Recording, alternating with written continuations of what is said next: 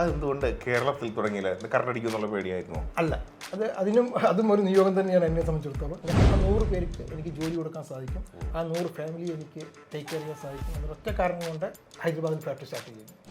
പിന്നെ ബോംബെ നഗരത്തിൻ്റെ ഒപ്പം നടന്നു നീങ്ങി. നമസ്കാരം, ഐക്കൺസ് ഓഫ് ഇന്ത്യയുടെ പുതിയ അധ്യായത്തിലേക്ക് സ്വാഗതം. ഇന്ന് നമ്മൾ മഹാരാഷ്ട്രയിലാണുള്ളത്. നമുക്കിപ്പോൾ ഉള്ളത് മലയാളികളുടെ ഒരു അഭിമാനമായി മാറിയ ഒരു മലയാളിയാണ്, ഒരു സാമൂഹ്യ പ്രവർത്തകനാണ്, അതിലുപരി വലിയൊരു ബിസിനസ്മാനാണ്. നമ്മളെല്ലാം ഭയത്തോടെ കാണുന്ന വിദ്യുത് ശക്തിയെ നമ്മുടെ ഒരു സുഹൃത്താക്കി മാറ്റിയ ടെക്നോളജിയുടെ ഉടമ കൂടെയാണ് അദ്ദേഹമാണ് ഇന്നത്തെ അതിഥിയായി നമുക്ക് ഒപ്പം എത്തുന്നത്. ഗട്ട്സ് സർക്യൂട്ട് ബ്രേക്കേഴ്സ് പ്രൈവറ്റ് ലിമിറ്റഡിന്റെ CEO OP നായർ അഥവാ ശ്രീ പ്രദീപ് സാറാണ് നമുക്കിപ്പോൾ ഉള്ളത്. ഞാൻ സ്വാഗതം ചെയ്യുകയാണ്. സാർ നമസ്കാരം. നമസ്കാരം. ഒരുപാട് സന്തോഷം സാറിനെ വന്ന് നേരിട്ട് കണ്ടതിൽ.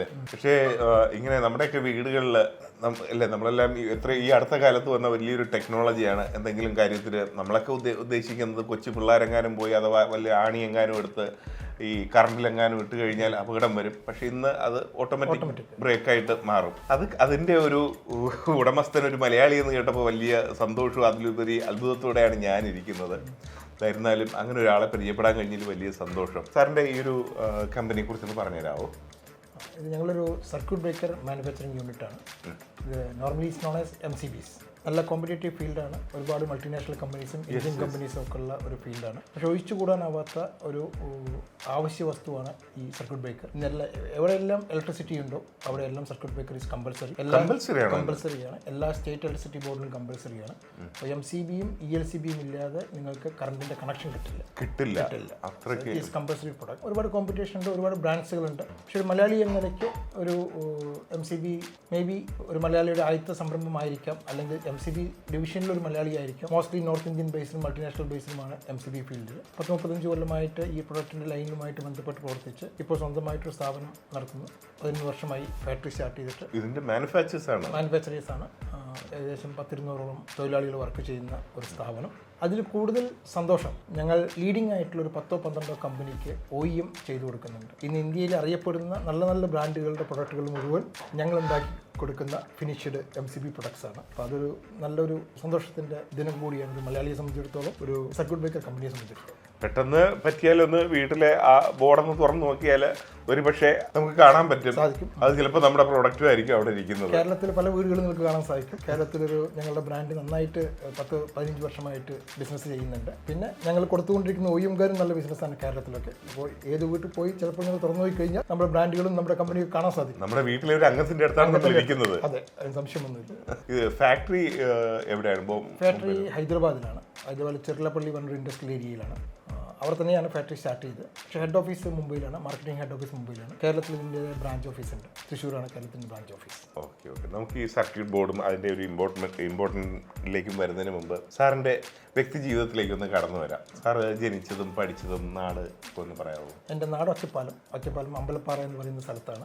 വിദ്യാഭ്യാസം കേരളത്തിൽ തന്നെയായിരുന്നു. എവിടെയായിരുന്നു പഠിച്ചതൊക്കെ? ഞാൻ ഒറ്റപ്പാലം NSS കോളേജിൽ, അത് കഴിഞ്ഞ് IT ഇലക്ട്രോണിക്സ് മലമ്പുഴയിൽ, ബോംബെയിൽ വന്ന് ഡിപ്ലോമ കംപ്ലീറ്റ് ചെയ്തു. അത് കഴിഞ്ഞ് MBA കംപ്ലീറ്റ് ചെയ്തു. ഇവിടെ വന്നിട്ട് 32 വർഷമായി ബോംബെയിൽ ഒരു പ്രവാസി മലയാളിയായിട്ട് ജീവിക്കുന്നു. ഫാക്ടറി സ്റ്റാർട്ട് ചെയ്തിട്ട് ഏകദേശം 11 വർഷമേ ആയിട്ടുള്ളൂ. അതിനു മുമ്പ് ഈ സെയിം സർക്യൂട്ട് ബ്രേക്കർ ഡിവിഷനിൽ തന്നെയായിരുന്നു എൻ്റെ 28 കൊല്ലത്തെ സർവീസും. എന്തായിരുന്നു ഇതിൻ്റെ ഒരു പ്രചോദനം, ഇങ്ങനെ ഒരു മാനുഫാക്ചർ ആകാൻ ഉള്ളൊരു പ്രചോദനം? അങ്ങനെ ഒരു മനസ്സെങ്ങനെയാണ് വന്നത്? ഈ മാർക്കറ്റിങ്ങിലായിരുന്നു ഞാൻ. 2-3 കമ്പനികളിൽ ഞാൻ മാർക്കറ്റിംഗ് ചെയ്തിട്ടുണ്ട്. ഈ 10-22 വർഷമായിട്ട് ഈ പ്രൊഡക്റ്റുമായിട്ട് മുന്നോട്ട് പോകുമ്പോൾ ഈ പ്രൊഡക്റ്റിൻ്റെ സാധ്യതകൾ, ഇതിൻ്റെ ടെക്നിക്കാലിറ്റി, ഒപ്പം തന്നെ ഒരു സേവനം എന്ന് പറഞ്ഞു കഴിഞ്ഞാൽ ആവശ്യമുള്ള ഒരു വസ്തുവിനെ ഉണ്ടാക്കി കൊടുക്കുമ്പോൾ ഉണ്ടാവുന്ന ഒരു സേവനം, അതായിരുന്നു ഈ പ്രൊഡക്റ്റിലേക്ക് നമ്മളെ നയിച്ചത്. ഫാമിലിയെ കുറിച്ച് പറയുകയാണെങ്കിൽ വീട്ടിലെ അച്ഛൻ, അമ്മ? നാട്ടിൽ അച്ഛൻ, അമ്മ, 2 ബ്രദേഴ്സ് ഉണ്ടായിരുന്നു. അച്ഛൻ കഴിഞ്ഞ വർഷം മരണപ്പെട്ടു. ഇപ്പോൾ നാട്ടിൽ അമ്മയുണ്ട്, മൂത്ത ബ്രദർ അധ്യാപകനായിരുന്നു, ഇപ്പോൾ റിട്ടയർഡായി ഒരു കർഷകനാണ്. രണ്ടാമത്തെ ബ്രദർ ബോംബെയിൽ തന്നെ, ഇതേ ഡോംബിലി നഗരത്തിൽ തന്നെ ജീവിക്കുന്നുണ്ട്. എനിക്ക് 3 ആൺമക്കളാണ്. മൂത്ത ആള് MS-ന് USA പഠിച്ചുകൊണ്ടിരിക്കുന്നു, പേര് അനിരുദ്ധ് നായർ. രണ്ടാമത്തെ മകൻ അനുരാഗ്, അദ്ദേഹം ഫൈനൽ ഇയർ ഇലക്ട്രിക്കൽ എഞ്ചിനീയറിംഗിൻ്റെ അപ്പീൽ ചെയ്തുകൊണ്ടിരിക്കുന്നു. മൂന്നാമത് ആര്യൻ P നായർ, അദ്ദേഹം 11th കോമേഴ്സിലാണ്. ഞാൻ കല്യാണം കഴിച്ച എൻ്റെ ഭാര്യയുടെ കണ്ണൂരാണ്. ഞങ്ങൾ 10-32 വർഷമായിട്ട് ബോംബെയിലാണ് പ്രവാസി ജീവിതം നയിക്കുന്നത്. ഈ ബോംബെ തിരഞ്ഞെടുക്കാൻ എന്തായിരുന്നു കാരണം? അതൊക്കെ ഒരു നിയോഗമായിരിക്കാം. എനിക്ക് ബാബ ആറ്റോമിക് റിസർച്ച് സെന്ററിൽ നിന്നൊരു ഇന്റർവ്യൂ വന്നു. ആ ഇന്റർവ്യൂ അറ്റൻഡ് ചെയ്യാനാണ് ഞാൻ ബോംബെയിൽ എത്തുന്നത്. ആ ഇന്റർവ്യൂവിൽ സെലക്ഷൻ ആയില്ല. അത് കഴിഞ്ഞ് പിന്നെ ബോംബെ നഗരം വിട്ടില്ല. പിന്നെ ബോംബെ നഗരത്തിന്റെ ഒപ്പം നടന്നു നീങ്ങി. കൗതുകം കൊണ്ടൊരു ചോദ്യം, ഫാക്ടറി തുടങ്ങിയിരിക്കുന്നത് ബോംബെയിലല്ല അല്ലേ, ഹൈദരാബാദിലാണ്. അതെന്തുകൊണ്ട് കേരളത്തിൽ തുടങ്ങിയില്ല? കറണ്ടടിക്കും എന്നുള്ള പേടിയായിരുന്നു? അല്ല, അതും ഒരു നിയോഗം തന്നെയാണ് എന്നെ സംബന്ധിച്ചിടത്തോളം. ഞാൻ ഇതിനു മുമ്പ് വർക്ക് ചെയ്തിരുന്ന കമ്പനി ഹൈദരാബാദിലായിരുന്നു. അവർ വേറൊരു കമ്പനി ടേക്ക് ഓവർ ചെയ്ത് കഴിഞ്ഞപ്പോൾ നോർമലി ചെറിയ കമ്പനിക്കാരെ വലിയ കമ്പനിക്കാരെ ടേക്ക് ഓവർ ചെയ്യുമ്പോൾ ഉണ്ടാകുന്ന ചില സ്വാഭാവികമായ പ്രശ്നങ്ങൾ. അവിടുന്ന് ഒരു 50% എംപ്ലോയിയെ വലിയ കമ്പനി പറഞ്ഞു വിട്ടു. അപ്പോൾ 10-25 വർഷമായിട്ട് ആ കമ്പനിയിൽ ജോലി ചെയ്യുന്നവർക്ക് വേറെ സെയിം സർക്യൂട്ട് ബ്രേക്കർ ഉണ്ടാക്കുന്ന വേറൊരു യൂണിറ്റ് ഹൈദരാബാദിലില്ല. So I took a decision, will start the second unit there only. ആ 100 പേർക്ക് എനിക്ക് ജോലി കൊടുക്കാൻ സാധിക്കും, ആ 100 ഫാമിലി എനിക്ക് ടേക്ക് കെയർ ചെയ്യാൻ സാധിക്കും എന്നൊരൊറ്റ കാരണം കൊണ്ട് ഹൈദരാബാദിൽ ഫാക്ടറി സ്റ്റാർട്ട് ചെയ്യുന്നു. സാർ, അതുപോലെ നമ്മുടെ ഈ ടെക്നോളജി നമ്മുടെ ഇന്ത്യൻ ടെക്നോളജി തന്നെയാണോ, നമ്മുടെ സ്വന്തം ടെക്നോളജി തന്നെയാണോ? ഇത് ഫുള്ളി ഇന്ത്യൻ ഡിസൈൻസിലാണ്. നമ്മുടെ സ്വന്തം ടെക്നോളജി തന്നെയാണ്. നമ്മുടെ സ്വന്തം ഡിസൈന് നിങ്ങളുടെ പ്രൊഡക്റ്റ് ISI പ്രൊഡക്റ്റാണ്. ISI ലാബിൽ ഇപ്പോഴത്തെ ഇൻ്റർനാഷണൽ സ്റ്റാൻഡേർഡ് വെച്ച് ബ്രേക്കിംഗ് കപ്പാസിറ്റിയിൽ പാസ്സായ ചുരുക്കം ഇന്ത്യൻ കമ്പനികളുടെ ഒരു ഇന്ത്യൻ കമ്പനിയാണ് നമ്മുടെ കമ്പനി. സാർ, അത് പറഞ്ഞപ്പോഴാണ് നമ്മുടെ നാട്ടിലും ഈ അടുത്ത കാലത്തൊക്കെ നിറഞ്ഞുന്ന വാർത്തകളിൽ നമ്മൾ കണ്ടതാണ്, നാട്ടിലുണ്ടാകുന്ന ചില തീപിടുത്തങ്ങൾ അതെല്ലാം ഷോർട്ട് സർക്യൂട്ടിൻ്റെ തലയ്ക്കാണ് വരുന്നത്. അതിൽ എന്തെങ്കിലും സത്യാവസ്ഥയുണ്ടോ? ഒരു തീ വന്നു കഴിഞ്ഞാൽ എല്ലാം കത്തിപ്പോകും. അപ്പോൾ ആദ്യമായിട്ട് ബ്ലെയിം വരുന്നത് ഇലക്ട്രിക്കൽ ആൾക്കാർ. വേറെ എന്ത് സംഭവിച്ചു കഴിഞ്ഞാലും, തുണി തീ പിടിച്ചു കഴിഞ്ഞാലും, വേറെ എന്ത് പിടിച്ചു കഴിഞ്ഞാലും ഫസ്റ്റ് അത് സ്റ്റാർട്ടിങ് പോലെയുള്ള ഒരു തിയറിയാണ്. ഇലക്ട്രിക്കൽ നിന്നാണ് ആദ്യം തീ വരിക എന്നുള്ളത്. കത്തി കഴിഞ്ഞാൽ ഇലക്ട്രിക്കൽ തന്നെയാണ് ആദ്യം കുറ്റം പറയുക. അപ്പോൾ ഇലക്ട്രിക്കൽ നിന്നും ഫയർ വരാം, മറ്റു കാര്യങ്ങളിൽ നിന്നും ഫയർ വരാം. നമുക്ക് 100% വിശ്വസിക്കാം. അപ്പോൾ നിങ്ങൾ ക്വാളിറ്റി പ്രൊഡക്റ്റ് വിത്ത് ISI പ്രൊഡക്റ്റ്, നല്ലൊരു പ്രൊഡക്റ്റ് MCB യൂസ് ചെയ്യുകയാണെങ്കിൽ 99% ഇലക്ട്രിക്കലിൽ നിന്ന് നിങ്ങൾക്ക് ഫയർ അവോയ്ഡ് ചെയ്യാം. ഇപ്പം നമ്മൾ കുട്ടികളെ കുറിച്ച് സംസാരിച്ചത് കൊണ്ടാണ് നമ്മുടെ നാട്ടിൽ ഒരുപാട് ഇപ്പോൾ എനിക്ക് തോന്നുന്നു ഏറ്റവും കൂടുതൽ എഞ്ചിനീയറിംഗ് ഇലക്ട്രിക് മേഖലകളിലൊക്കെ നമ്മൾ ഇപ്പോൾ സാറ് ആന്ധ്രാപ്രദേശും അല്ലെങ്കിൽ മഹാരാഷ്ട്രയിലും ആണ് നമ്മുടെ സംരംഭം നിൽക്കുന്നത്. ഇവിടുത്തെ ഒരു സംരംഭകർക്ക് ഇവിടുത്തെ ഗവൺമെൻറ്റും ഇവിടുത്തെ ഒരു ജനതയും നൽകുന്ന സപ്പോർട്ടുകളെ എങ്ങനെ കാണുന്നു? നല്ല സപ്പോർട്ടുകളാണ്. സത്യത്തിൽ പറയുകയാണെങ്കിൽ മഹാരാഷ്ട്രയും തെലങ്കാനയും ഒക്കെ ഒരു ഇൻഡസ്ട്രി സൗഹൃദ സ്റ്റേറ്റുകളാണ്. അതുപോലെ ഒരു സാമൂഹിക സോഷ്യൽ മേഖലയിൽ കൂടെ വർക്ക് ചെയ്യുന്ന ഒരു വ്യക്തി കൂടെയാണ്.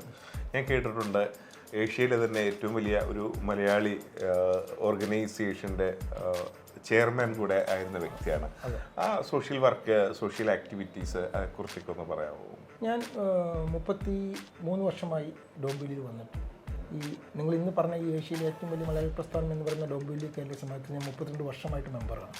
ഞാൻ 32 വർഷം മെമ്പറാവുന്ന സമയത്ത് എല്ലാ പോലെ ഒരു പ്രവാസി മലയാളി സംഘടന കൊല്ലത്തിൽ ഒരു ഓണാഘോഷം അല്ലെങ്കിൽ ഒരു ആനുവൽ ഡേ ഒക്കെ നടത്തുന്ന അവനവൻ്റെ കുട്ടികൾക്ക് വേണ്ടി ഒരു ചെറിയൊരു സ്കൂൾ ഉണ്ടായിരുന്നു.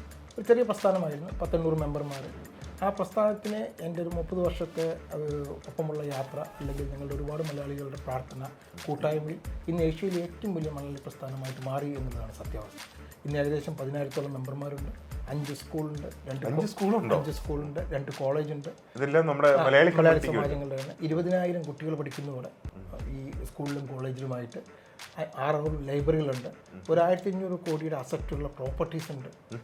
75 വർഷം മുമ്പേ ഒരു 4 മലയാളികളെ 25 പൈസ പിരിച്ച് സ്റ്റാർട്ട് ചെയ്തൊരു സംഘടനയാണ് ഈ ഡോംബിലി കേരളീയ സമാജം. വലിയ ഒരു തിരക്കുള്ള മനുഷ്യനാണ്. വിഷൻ കൊണ്ടും മൈൻഡ് കൊണ്ടും എല്ലാം എനിക്ക് ഊഹിക്കാവുന്നതേ ഉള്ളൂ അങ്ങയുടെ ഒരു തിരക്ക്. ഇതിനിടയ്ക്ക് ഹോബീസ് അല്ലെങ്കിൽ കുടുംബത്തോടൊപ്പം ഒക്കെ ഷെയർ ചെയ്യാൻ ടൈമൊക്കെ എങ്ങനെ കണ്ടെത്തുന്നു? ഹോബിയൊക്കെ ഉണ്ടോ? വൈഫിൻ്റെ ഒരു റോൾ എന്താണ് ലൈഫിൽ? നോക്കൂ, എല്ലാവരും പറയുന്ന പോലെ ഒരു ഭംഗി വാക്കല്ല. നമുക്ക് സോഷ്യൽ വർക്കിൽ നന്നായി പെർഫോം ചെയ്യണമെങ്കിൽ, കമ്പനിയിൽ പെർഫോം ചെയ്യണമെങ്കിൽ കുടുംബം നന്നായിരിക്കണം, വീട് നന്നായിരിക്കണം.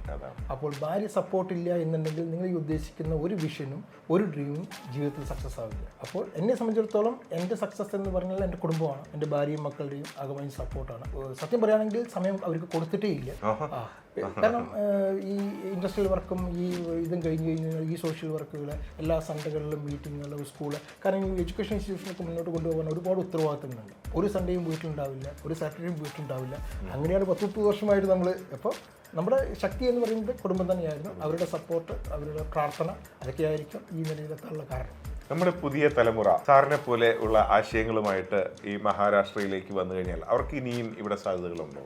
നോക്കൂ, ഇപ്പോഴത്തെ പ്രശ്നം പുതിയ തലമുറകൾ ആരും ബോംബെയിലേക്ക് വരുന്നില്ല എന്നുള്ളത്. ഞാൻ നേരത്തെ സൂചിപ്പിച്ചു. എന്ന പ്രശ്നം എന്ന് വെച്ചാൽ പണ്ടൊക്കെ എല്ലാവരും ജോലി തേടിക്കൊണ്ടാണ് പ്രവാസി മലയാളികൾ ബോംബെ, ദില്ലി, ഗുജറാത്ത്, ഇൻഡോർ ഒക്കെ പോയിട്ടുണ്ട്. ഇന്നിപ്പോൾ ജോലിക്ക് വേണ്ടി ആരും പോയില്ല. ഒന്നെങ്കിൽ ജോലിക്ക് വേണ്ടി ഗൾഫിൽ നാടുകളിൽ പോകും, ഇല്ലെങ്കിൽ ഫോറിൻ കൺട്രീസിലേക്ക് പോകും. അപ്പോൾ അതുകൊണ്ട് മലയാളികളുടെ ഒരു ഒഴുക്ക് നിന്നിട്ട് ഏകദേശം 8-10 വർഷമായി. ഇപ്പോൾ ഇവിടെയുള്ള മലയാളികൾ ഇവിടെ ജനിച്ചു കൊള്ളുന്ന മലയാളി കുട്ടികളാണ്. പണ്ടത്തെ പ്രവാസി മലയാളികളുടെ നെക്സ്റ്റ് ജനറേഷനാണ് ഇപ്പോൾ മഹാരാഷ്ട്രയിലും ബോംബെയിലും അല്ല. ഈ സ്കൂളും കോളേജൊക്കെ നാളെ നമ്മുടെ നെക്സ്റ്റ് ജനറേഷന് ഹാൻഡ് ഓവർ ചെയ്ത് വരും. പക്ഷെ അവർക്ക് ചിലപ്പോൾ മലയാളം അറിയില്ല, ഇംഗ്ലീഷ് മാത്രമേ അറിയായിരിക്കും. ഏറ്റവും നമ്മുടെ ഫുൾ കൾച്ചർ അറിയണമെന്നില്ല. എങ്കിലും അവർ എല്ലാ കൾച്ചറും, കാരണം ഇവിടെ എല്ലാ ആഘോഷങ്ങളും കേരളത്തിനേക്കാളും നന്നായി നടത്തുന്ന ഒരു സ്ഥലമാണ്. അപ്പോൾ അവർ കൾച്ചറിലൊക്കെ ബന്ധപ്പെടുന്നുണ്ട്. അപ്പോൾ ഇവിടെ ജനിച്ചു വളർന്ന കുട്ടികളായിരിക്കും നാളത്തെ പുതിയ പ്രവാസി മലയാളി തലമുറ. കേരളത്തിൽ നിന്നൊരു തലമുറയെ നമ്മൾ പ്രതീക്ഷിക്കുന്നില്ല. അതുമല്ല, നമ്മുടെ പണ്ട് ബോംബെ എന്ന് പറയുന്ന ഒരു പട്ടണം, പിന്നെ ബാക്കിയെല്ലാം ഗ്രാമങ്ങൾ പോലെ. ഇന്ന് ആ ഗ്രാമങ്ങളൊന്നും കാണാനില്ല. ഇന്ന് ആ നഗരത്തെക്കാളും വളരെ ഗംഭീരമായ വളർച്ചയാണ് ബോംബെയുടെ ചെറുപട്ടണങ്ങൾ വളർന്നു. എല്ലാ സബർബുകളും വികസിച്ചുകൊണ്ടിരിക്കുകയാണ്. പോപ്പുലേഷൻ കൂടുന്നതിനനുസരിച്ച് സബർബുകൾ വികസിച്ചുകൊണ്ടിരിക്കുന്നു. പണ്ടൊക്കെ 30 വർഷം മുമ്പ് ഞാൻ ഇന്ന് നിങ്ങൾ ഇൻ്റർവ്യൂ ചെയ്യുന്ന സ്ഥലത്ത് വരുമ്പോൾ ഒരു 10-20 ബിൽഡിങ്ങും ഏകദേശം ഒരു 10-80,000 ആൾക്കാരും താമസിക്കുന്ന ഒരു സ്ഥലമായിരുന്നു. ഇന്ന് 40 ലക്ഷം ജനങ്ങൾ ഇവിടെ താമസിക്കുന്നു. അപ്പോൾ ആ ഒരു 30 കൊല്ലത്തെ വികസനമാണ് ഞാൻ പറഞ്ഞത്. അപ്പോൾ അങ്ങനെ പിന്നെ ഇവിടെ നിന്ന് താഴത്ത് വികസനം. അപ്പോൾ ബോംബെയിൽ ഓരോ പ്രാന്തപ്രദേശങ്ങളും ഓരോ ഗ്രാമങ്ങളും വികസിച്ചുകൊണ്ടിരിക്കുക. ഒപ്പിന്നായിരുന്ന സ്വന്തം പ്രദീപ് സാറിന് എല്ലാവിധ ആശംസകളും അറിയിക്കുകയാണ്. ഇനിയും ഒരുപാട് ഉയരങ്ങളിൽ ഒരു പക്ഷേ നേരത്തെ പറഞ്ഞതുപോലെ കേരളത്തിന്റെ അവസ്ഥയൊക്കെ മാറ്റി നമ്മുടെ നാട്ടിലും ഒരു സംരംഭം തുടങ്ങാൻ ഒരു കാലത്ത് ഇടവരട്ടെ. ഞങ്ങളുടെ ബ്രാൻഡ് ഗട്ട്സ് എന്ന നിലയ്ക്കാണ് കേരള മാർക്കറ്റിൽ അവൈലബിൾ ആണ്. ഒരു മലയാളിയുടെ പ്രൊഡക്റ്റ് ഗട്ട്സ്, അതൊന്ന് ഓർത്ത് വെച്ചിട്ടുണ്ട്. മലയാളിയുടെ പ്രോഡക്റ്റ് ആണ്, മലയാളിയുടെ ഇന്റർനാഷണൽ സ്റ്റാൻഡേർഡ് ആണ്, മലയാളിയുടെ ബ്രാൻഡാണ്, നല്ലൊരു ക്വാളിറ്റി പ്രൊഡക്റ്റ്. വാങ്ങിക്കാത്ത ഒരു പ്രാവശ്യം യൂസ് ചെയ്യണം. കാരണം അതൊരു മലയാളിയുടെ അഭിമാനമാണ്. ബ്രാൻഡ് ഗട്ട്സ് എന്ന് വെക്കാനുള്ള കാരണം പ്രൊഡക്റ്റിൽ ഗട്ട്സ് ഉണ്ട്, അതുകൊണ്ടാണ് ഗട്ട്സ് എന്ന് വെച്ചത്. എന്തായിരുന്നാലും ഒരുപാട് നന്ദി. ഞാൻ വിചാരിച്ച പോലെ ഒരു വലിയൊരു ബിസിനസ്മാന്റെ ജാടയോ ഒന്നുമില്ലാതെ ഒരു വലിയ സുഹൃത്തിനെ പോലെ സംസാരിച്ചതിന് ഒരുപാട് നന്ദി. നമ്മൾ ഒരിക്കലും വലിയ ബിസിനസ്സുകാരനായിട്ടില്ല, ഇന്നും ചെറിയ ബിസിനസ്സുകാരനാണ്. പറ്റുമെങ്കിൽ ഒരു 100 ഫാമിലിക്ക് കൂടി ജീവിതം കൊടുക്കണമെന്ന് ആഗ്രഹിക്കുന്ന ഒരു ചെറിയ ബിസിനസ്സുകാരൻ. എന്തായിരുന്നാലും ഒരുപാട് നന്ദി സാർ. ഒരുപാട് വിജയങ്ങളുണ്ടാകും. ഓക്കെ, നമസ്കാരം.